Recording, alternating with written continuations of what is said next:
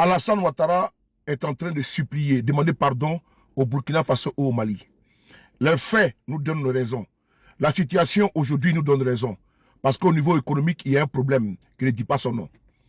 La Côte d'Ivoire vient de supprimer les obligations douanières entre elle et le Burkina Faso, sans oublier le Mali. Pourquoi? Parce que les caisses sont vides. Pourquoi? Parce que le Mali a décidé de travailler avec d'autres pays, notamment le Sénégal et la Guinée-Conakry. Le Sénégal via la Casamance, parce que j'ai vous montré une vidéo tout à l'heure, et le Burkina Faso via le port du Ghana, précisément à Tema. Le port d'Abidjan recevait des milliards par an à cause de ces pays-là, qui importaient massivement au port d'Abidjan.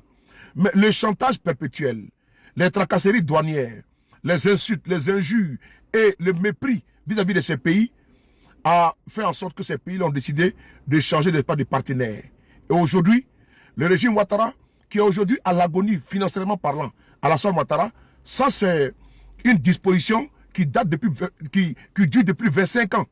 Mais Ouattara décide de supprimer ça parce que pour faciliter aux marchandises burkinabais et maliens de ne pas avoir de lourdeur administrative, pour leur faciliter tranquillement que les marchandises puissent rentrer facilement au Burkina Faso et au Mali.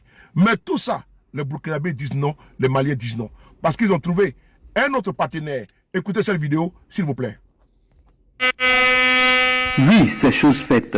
Après une première tentative échouée en 2017, la société de gestion et d'exploitation de la navigation sur le fleuve Sénégal, Sogenav, vient de réussir ce voyage test avec l'accotement de ce bateau dénommé Mira Saro. D'une capacité de 600 tonnes de marchandises par voyage, l'équipage vient de faire 10 jours de voyage de Saint-Louis au Sénégal à Ambidedi en terre malienne, soit 905 km. Le test s'est conclu favorablement sans aucun encombre.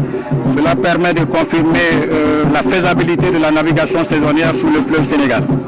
À ce titre, je profite de l'occasion pour inviter les sociétés de transport de navigation sur les autres cours d'eau tels que la Comana au Mali, le COSEC, le Conseil des chargeurs des États membres de l'OMS, et ensuite les agences touristiques pour prendre les dispositions idoines et commencer à exploiter le fleuve Sénégal dans le cadre de la navigation saisonnière. Rétablir la navigation fluvio-maritime à partir de Saint-Louis jusqu'à Ambidedi, avec la construction des ports maritimes fluvio-maritimes au niveau de Saint-Louis et la construction des ports maritimes à Ambidedi, ce qui fera un apport économique pour toute la sous-région. Vous avez écouté, depuis quelques jours, le Burkina Faso, le Mali a reçu les tests. Et donc, il peut importer via le Sénégal. Vous avez compris? Et la Côte d'Ivoire va perdre des milliards. Nous l'avions dit ici. On n'a pas été écoutés. N'oubliez pas qu'Alassane Ouattara était celui-là même qui était aux avant-postes pour mettre un blocus sur le Mali. Le Mali n'a pas oublié. Parce que la Cour de l'UEMOA a donné raison au Mali. Un embargo inhumain, cruel. Cet embargo-là a fait en sorte que les Maliens ont perdu la vie. Parce que Ouattara voulait sévir. La même chose pour le Niger. La même chose pour le Burkina Faso aujourd'hui, qui a décidé, le Burkina Faso a décidé également de tourner le dos au port d'Abidjan. Idem pour le Mali. Qui perd? C'est la Côte d'Ivoire. Ouattara demande pardon, mais les Maliens disent non. Les Burkinabés disent non. Je vais encore dire une chose.